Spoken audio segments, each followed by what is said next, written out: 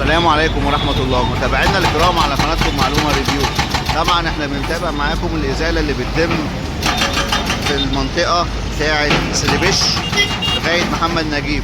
زي ما صورنا فيديو امبارح معاكم بنتكلم فيه عن إخلاء المحلات في المنطقة ما بين سيدي بشر ومحمد نجيب. النهاردة بنتابع معاكم بدء الإزالة زي ما احنا شايفين كده، بادئين من عند مزلقان سيدي بشر، المعدات كلها شغالة لغاية ما نوصل معاكم لغاية محمد نجيب. تعالوا نشوف معاكم كل التطورات اللي بتتم. وادي زي ما احنا شايفين اهو، ده كده مزلقان سيدي بشر، ودي كده محطة مترو سيدي بشر برضو شغالين فيها زي ما احنا شايفين اهو معاكم. تمام، تعالوا بقى نكمل معاكم ونشوف اخر التطورات هناك. بالنسبة هنبتدي معاكم اهو من شارع ملك حفني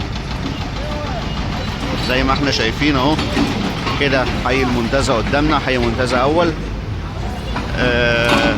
خلاص كل المحلات اللي هنا بيتم ازالتها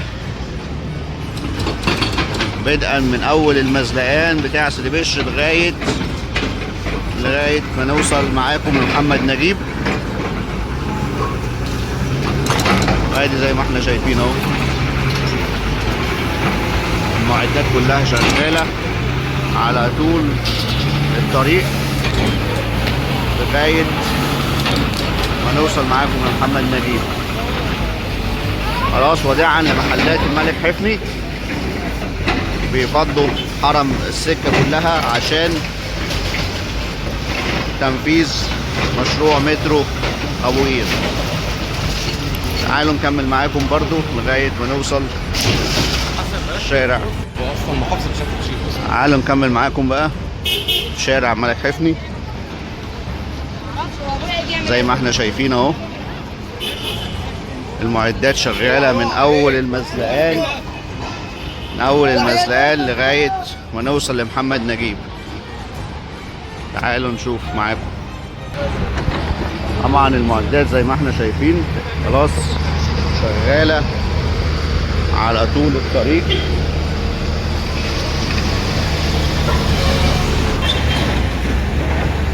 تمام، ادي اهو كده هيبقى ظهرنا لمحطة سيدي بشر. هنكمل معاكم في ملك حفني نشوف الازالات هي وبتتم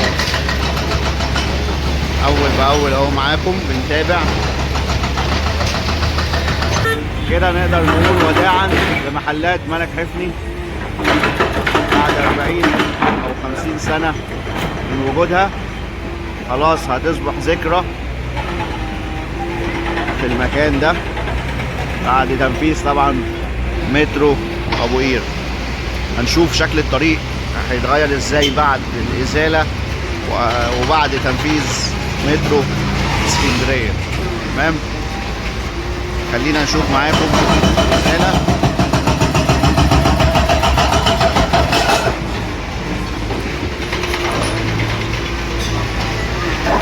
زي ما احنا شايفين اهو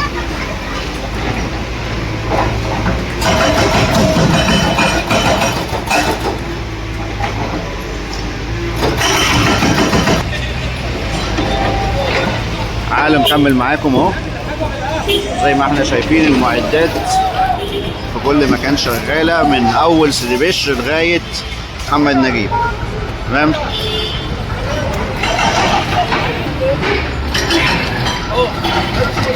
تعالوا نشوف اهو. خلاص كل المحلات تم اخلاءها من امبارح، تم اخلاءها والنهارده بيتم ازالتها.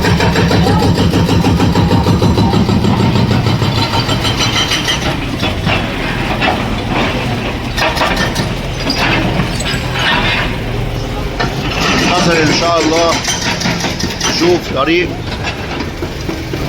او محور تحت مترو ابو قير. ننتظر ان شاء الله نشوف محور جديد يخف الضغط عن ابو قير وعن البحر. هيعمل انتعاشة كبيرة لاسكندرية.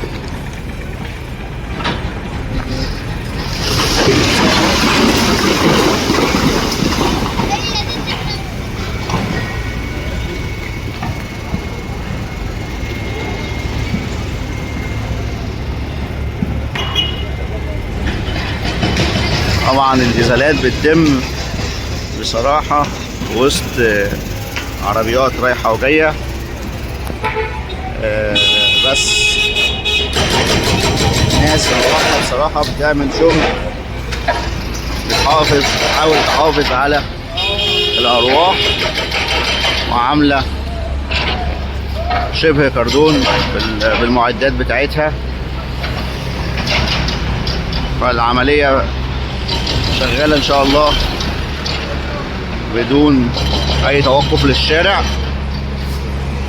زي ما احنا شايفين كل المحلات دي خلاص تم إخلاها وهيتم إزالتها دلوقتي. كل المعدات دي شغالة من أول سيدي بشر لغاية محمد نجيب. تمام، زي ما احنا شايفين الكاميرات والأعمدة بتوع مترو اسكندرية. ادي الكاميرات والأعمدة بتاعت مترو اسكندرية زي ما احنا شايفينها اهي.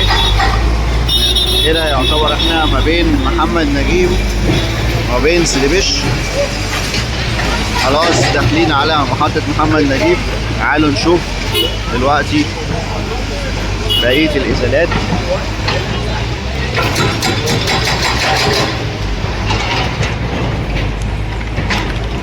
طبعا هنا بلبع كان ليه برضو محل هنا، كان عامله شواية هنا من الناحية التانية، خلاص تم إزالته. تمام،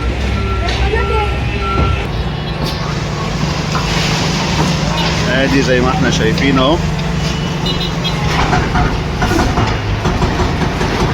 لغاية ما نوصل محمد نجيب.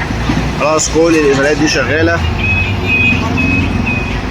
في كل المواقع من أول محمد نجيب لغاية سيدي بشر. تم هدم كل المحلات، معظمها خلاص تم هدمه. تعالوا نشوف معاكم برضو اهو من بعد الكاميرا الأخيرة اللي راكبة دي كده نبتدي معاكم محطة محمد نجيب أو محطة مترو محمد نجيب. تمام،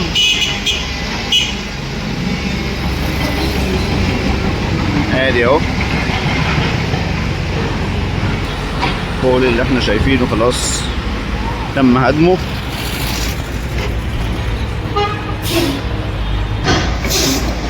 وداعا محلات ملك حفني.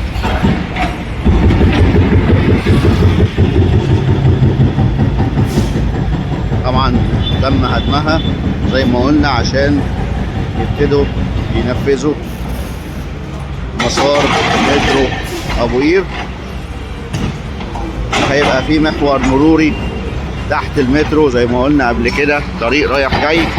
خلاص مش هيبقى فيه فتح، مش هيبقى فيه قبلي وبحري، هيتم فتح الاتجاهين. هيبقى فيه ملفات من تحت مسار المترو. تمام، زي ما احنا شايفين اهو خلاص بيتم ازالة المحلات واحدة واحدة. يخلصوا مكان بيجهزوا اللي بعده للهدم. ادي زي ما احنا شايفين اهو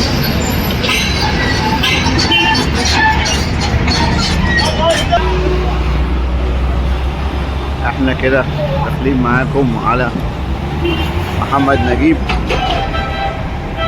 تعالوا نشوف معاكم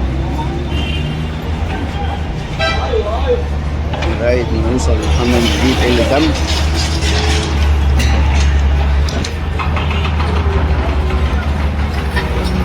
خلاص اهو كده يعتبر كل المحلات من عند محمد نجيب لغاية ما وصلنا هنا خلاص تم الهدم، والباقي خلاص حاجات بسيطة اللي فاضلة. تم الهدم وهيتم طبعا بعد كده رفع الأنقاض دي.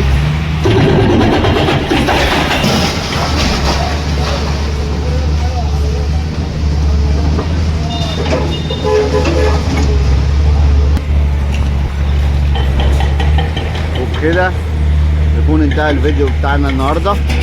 زي ما احنا شايفين خلاص كل المحلات اللي كانت من اول محمد نجيب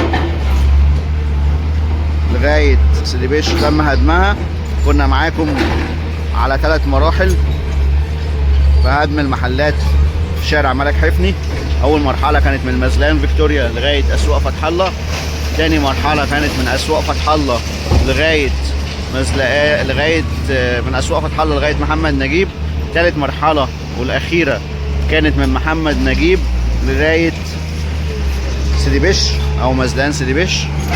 وبكده تكون خلاص تم هدم كل محلات شارع ملك حفني من اول مزلقان فيكتوريا لغايه مزلقان سيدي بشر. نشوفكم ان شاء الله على خير في فيديوهات جايه كتير. ما تنسوش اللايك والشير عشان يوصلكم كل جديد. والسلام عليكم ورحمه الله.